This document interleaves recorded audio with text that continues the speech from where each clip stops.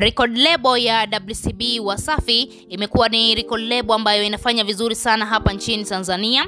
Lakini pia imekuwa ni record label ambayo wasanii wengi wamekuwa na ndoto ya kujiunga au kusaniwa katika record label hiyo ya WCB, kwa sababu msanii Diamond Platnumz, CEO wa record label hiyo, amekuwa ni msanii ambaye anawasaidia sana vijana ambao wapo katika record label hiyo.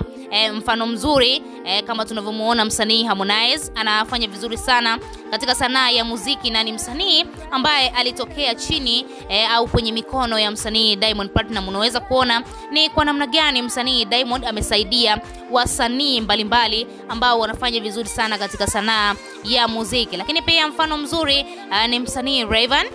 Wengi tunafahamu Rayvanny ameitumikia record label hiyo kwa kipindi kadhaa, na baada ya kuondoka katika record label hiyo amepata mafanikio makubwa na kufungua record label yake ya Next Level Music, ambayo anaendelea kuitumikia na kuifanyia vizuri sana katika record label hiyo. Sasa siku ya leo msanii Aslay kwa mara ya kwanza amethibitisha kwa yeye kusainiwa katika record label hiyo ya WCB Wasafi. Zilikuwa ni tetesi tu zinaongelewa kwenye mitandao ya kijamii kwamba Aslay atasainiwa katika record label ya WCB, lakini taarifa hizo bado zilikuwa sio rasmi. Lakini siku ya leo Aslay ameamua kufunguka waziwazi kuhusiana na mkataba wake katika record label hiyo ya WCB Wasafi. Lakini pia kumbuka wazi msanii Diamond Platnumz miezi miwili iliyopita aliwahi kuvujisha baadhi ya kipande kikionyesha kwamba amemsaini msanii mpya katika record label hiyo, lakini hakutaja ni jina ni nani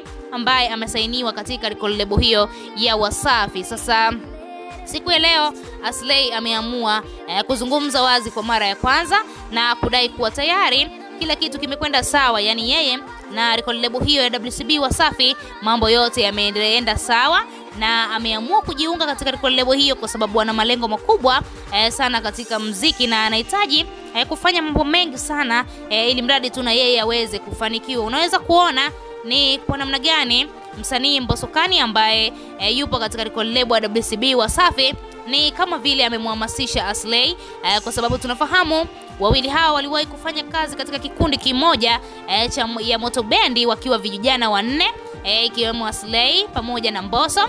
Na Mbosokani baada ya kikundi hicho kuvunjika na kila mmoja kupita njia yake, basi Mbosso alifanikiwa kuingia katika record label ya WCB, na tunaona kazi nzito ambayo Mbosso anaifanya katika record label hiyo. Yani ni msanii ambaye anapata tuzo nyingi sana, na ukiangalia yupo chini ya record label ya WCB, na kwa sasa hivi kuna tetesi za kuondoka kwa Mbosokani katika record label hiyo, kwani tayari inasemekana amekwisha jipata. Sasa Aslay ni zamu lake kwa sasa hivi, amejiunga na record label hiyo ya WCB Wasafi, na siku ya leo amethibitisha swala hilo wazi kuwa ana furaha sana baada tu ya Diamond Platnumz kumkubalia au kukubali yeye kujiunga katika record label hiyo ya Wasafi. Wewe kama shabiki una lipi la kuzungumza? Tuachie maoni yako, lakini pia usisahau kusubscribe.